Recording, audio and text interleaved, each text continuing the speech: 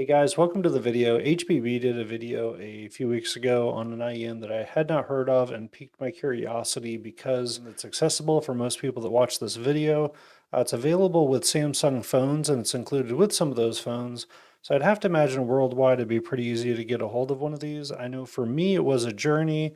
I had to buy 3 different pairs until I got a legit pair. I'm going to tell you about the differences between the fake and the real ones, and we'll do some comparisons to some other popular and expensive IEMs, including 7Hz Zeros and the new HBBs. I bought 2 pairs for $10, and to cut to the chase, I do think it's one of the best values in Hi-Fi, so I hope you stick around and watch the video. Welcome to Hacking Hi-Fi, where I try to find you the very best value for your dollar in Hi-Fi, basically. If you haven't yet, please subscribe, like the video, and let's get started. This is one of the best values in Hi-Fi. 2-pack for $10 delivered. I've looked around online and sometimes they're around $10 or so a piece now, but either way, this is an excellent value and these are very good IEMs. It doesn't mean that there isn't something better at this price to value ratio, but I haven't seen it myself. The Samsung AKG EO-IG955, I think it's called. Check the description if I got that wrong, but I'll give you a link to an option where I actually found it. I'll also kind of show you how to avoid some of the bootleg ones. And it's an awesome IEM. It's got a balanced presentation that's super easy on the ears. Now, of course, there are better IEMs out there, but I haven't heard anything approaching it at this kind of price point. If I was stuck without any of my collection and I had to listen to these for a few days, I think I'd be perfectly happy. But that's assuming I could use my own tips, and we will talk about that part later. In this video, we'll be talking about the build as well as the sound quality of these IEMs, as well as how they compare to a couple other popular options, the 7Hz Zeros, in the QKZ HBB option that I just reviewed recently. They're all around that $20 price point except for the AKGs, which, as I said, I was able to buy for about $5 a piece for getting 2 of them for 10. I'll also show you how to avoid buying a bootleg set, which I bought 2 of before I actually got a legit set. I'll be using an Apple dongle and an iPhone 14 Pro Max for my listening. You should get pretty similar performance out of an Android device with a USB-C dongle. Apple does make a USB-C dongle that you can use that I've used on a PC and it works great. And you have options from Samsung and Google to do that as well if you want to use it with your phone. As I said, I will not be using the stock tips. The stock tips do not fit my ears, and I will show you why. All right, I'm about to show you why I have such a hard time with the tips on some of these IEMs, and hopefully for those of you who have large ear canals as well, you may not be getting a great fit. Maybe this will help you as well. Okay, so let's start. This is the largest tip that comes with these, which you don't really have any scale, so let me grab something for scale. These are the ones that I ended up using with them that I like the best for tuning and for fit. They're called like the X Elastics or something like that. I'll leave a link for these in the description as well. Here you can see the size differences between the two. These are the largest tips that came with the Samsung, and these are what I ended up using with the X Elastics. The surface area and width of these is way bigger than what you get with the Samsungs. And even using the largest, I cannot get a good seal in my ears with these. And these are very wide. Like it's not just this, like it goes down and out to the sides. So it gives me a much better seal. And essentially these are unlistenable to me with these, and it's just because they're not wide enough. If they were more pancake style, I think they would work. But since they're more round and down, they don't work at all for me.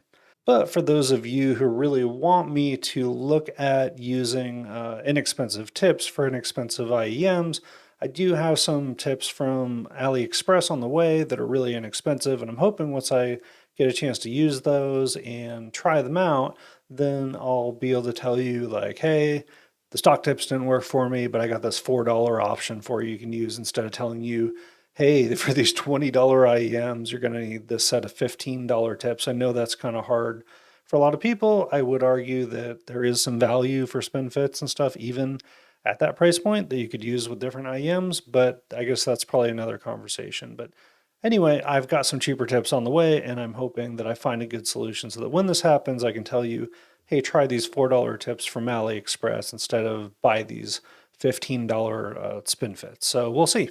When they come in, it may be a month or two before they arrive. So when they do, I will let you guys know. Power wise, these guys are really easy to power. The Apple dongle works just fine for it. I think my comfortable listening level was something about 60 or 70%, and that seemed to give pretty good bass response, especially in kind of pop kind of music. It works really well, and it's tuned pretty good for rock music as well. But a simple dongle should power these just fine. And in terms of the audio quality, I think most people know at this point that an Apple dongle, and a lot of those dongles, they're very high quality. The only downside to them would be not having enough power with the device. So I think it works perfectly fine for that. You have an old iPhone, it'll probably work just fine on that. Any kind of dongle you have. If you have something up to about a volt, which is what the Apple dongle gives me, just a quick disclaimer, in America it is 1 volt, and I think, at least what I heard, is that the European version of it only gives you a half volt, so you may need to look at an alternative dongle if that's the only one that you have access to. So this is one of those things where you listen to the IEM and you really don't know what to make of it until you start to compare it to other options and listen to other options, and then you contrast it and you get a lot better feel for it.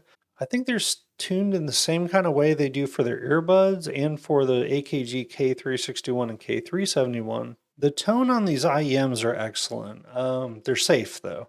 So when you listen to this, pop especially sounds great, rock sounds good, metal can sound good if metal, I listened to some Metallica, that sounded good. I listened to some Slayer, so I could get some faster stuff in there, and it kept up with all that just fine. It didn't really have any issues with any of the music that I listened to. Hip hop's fine on. I mean, everything is fine and good. In fact, like I said, this would be good to listen to for a few days. I'd listen to just about anything on it. The downside is that safety can lead to a feeling of boringness in some musics. Like anything that's pop related or rock, it works great because you get that energy in the bass. But when you listen to a vocalist, like especially a female vocalist, if you were to listen to the Whitney Houstons or Adele's or anything like that, anything that is really centered on the energy of a higher female voice, this falls short because the soundstage is not huge. The instrument separation is not very big. I mean, you can hear them, but they're just close together. You can hear the layering of sounds and you can hear the separation on a soundstage, but it's a very small one. So the tone is really good on them. The bass is excellent. You get very good sub bass if you need it. You get punchy mid bass if you need it. Male vocals definitely sound good on these. It's just the higher registers that the female vocals get into where it starts to be not as exciting, and it's still listenable and it's safe and it's not fatiguing, but it just doesn't give you a lot of sparkle that normally I would like in that makes that kind of music as interesting as it is. So that being said, let's talk about the build quality and how it compares to some of these other items. So I told you I was going to tell you how to spot a fake. I could be wrong, but these, as far as I can tell, are the real deal after buying 3 different sets. I hope it shows up this way on camera and on your device, but these are not black. These are like a dark gray color. I hope that comes across. And also look at how the AKG logo is printed on them. I wasted $15 on these and did not send them back to Amazon just so I could show you guys the difference. So I hope that you appreciate this. These are, in my opinion, the bootleg ones. See, now if you just had these and you didn't know what the difference was, you'd probably say that they were the right ones, right? But look at the difference here. You have this big AKG, and you have this big AKG instead of the smaller one. The actual bud is a little bit different size. The color's a little bit different. To me, that would make sense that black is easier than gray to make a copy of. And they just don't sound nearly as good. So when you're shopping for these, look for the gray ones. They should have the smaller type on it. You may not see that in the thumbnail for what they're selling you, but it should say something like pulled from Samsung phone original OEM. What it won't say is just, if it just says earbuds or says Samsung style or something like that, you can guess that it's a bootleg device. You want something that basically lets you know that somebody had a bunch of these that they pulled from phones, and that's what you're buying, is these ones specifically. The first two that I bought, they were the bootleg version. So I ended up having to go to eBay. Whatever country you're in, you can probably find, I mean, I assume the same Samsung phones are sold all over the world. I assume you can find these just about everywhere. I don't know if you're in Brazil or the Philippines or whatever, how you would get them. But if you're somewhere where they sell Samsung phones, then I think that you shouldn't have too hard of a time finding a pair of these. Okay, so quick comparison. So these are, $5. What does that get you in performance? In terms of, I did a recent review on the 7Hz Zeros. We also looked at the QKZ HBBs, which are both very good options in the budget segment. And I'll say that these have an argument for being just as good as these in their own way. These give you a smoother signature. It does not give you a lot of sound separation. It does not give you a huge sound stage, but the tone is excellent. It works well for just about any genre. Everything except for the very upper end of mid-range where you lose a little bit of sparkle. Treble sounds like it's supposed to. If you hear a hi-hat, it sounds like it's supposed to. It's not extremely sparkly in the upper end, but it does give you what you need. As I said, the upper mid-range is not as pronounced as you might like it to be. If you listen to female vocalists, this probably isn't the set for you. But anything pop related, rock, hip hop, anything like that, it gives you a really strong sub bass, good mid bass punch, and it also sounds good for male vocals. Like when you put it on rock music or grunge, I listen to Pearl Jam, I listen to Nirvana, stuff like that. It sounded great with it. It's just vocal centered stuff this is not going to be perfect for. The imaging is fine. You can hear the separation. The soundstage is there, but it's very compressed. It's on a very small scale, so just keep that in mind. What you're really getting for these is kind of the same thing that you do with your earbuds and the headphones made by AKG, like the K361s and 371s, which is just a very well-tuned set. So it just sounds good for just about any genre. It doesn't sound amazing. They don't take incredible risks in any particular way, but that also makes it really malleable to listen to just about any kind of music on.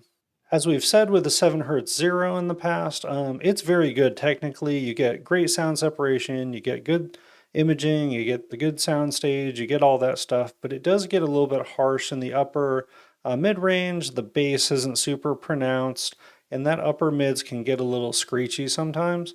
It's better technically, than these AKGs, but the AKGs are something that are way more laid back and just easy to listen to for just about anything. Now, the HBBs, I think there's a good argument that these are definitely a better pair of IEMs because they do base a lot of the same things, but they also give you an element of, they give you more airiness in the vocals, which is interesting and enjoyable to me compared to the AKGs. You get better performance in the upper mids. You get more of that kind of crispiness that you'd want with female vocals. And the bass is still very good on these too. I will say though that like these AKGs feel very smooth and clean and kind of, they're punchy, but they're just, real smooth and easy to listen to. The bass on these is probably pretty comparable. I'd say I'd probably prefer the way that the AKGs are tuned just because they feel smoother through the whole frequency response. Just for me anyway, I just prefer it.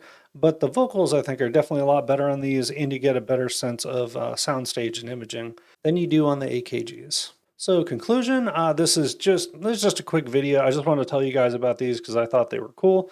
I think anybody that's on a budget should try to find these. Most of the searches I've done for eBay recently, these were about $10 a piece. I found them on sale for 2 for $10. So if you keep your eyes out, you may be able to find a good deal on them. And in whatever country you're in, I'm guessing there's some good deals, on them as well. I did use the X-Elastics, as I said, just because I needed to have a better seal, and I like the tonal properties of these the best, where I tried the spin fits and I felt like I lost a little bit too much energy in the upper mids, and then I tried spring tips and it was just too much and it became harsh, and these were just kind of like a good middle ground. For me, these are kind of in between the two in the way that they're tuned and the way that they sound. So if you need something inexpensive, or you're able, if you've got a family and everybody listens to stuff and you're on a budget, and I try to keep an eye out for packs where people start selling, pulled from lots of old phones and 2 packs or 5 packs or 10 packs. And these are the kind of things that will last you and work really well, especially you want to give them to kids. I mean, they work great. The one thing that I did not talk about is the fit. So this is, it's a built-in cable here, as you can see. You can't remove it. It does have a built-in microphone, which works pretty well. And the thing about what's cool is you have an R for right here. But beyond that, you can fit it into your ear this way, like that. Or you can just turn it around and do it this way too. So it works just fine in your ear, whether you have it pointed up or down. So if you want to ring it around, you can do that. And if you just want to put it straight up and down, the way that it's molded works really well for that too. So it fits excellent, feels like it would last. I mean, it's not super high quality material, super fancy, but it also seems like they put a little bit of effort into it. You get a little, you know, I'm sure this helps with microphonics here. You get this little fabric cable. So anyway, I really like these. I think it's great for people that need a secondary set, or say if you've got kids that are just messing them up, but you want them to have decent quality sound to it. Like, this is a really good option, and I think it's worth picking up. So thank you for watching. Please like, comment, subscribe. Anything you do to support the channel is really appreciated, and I hope you guys have a great day.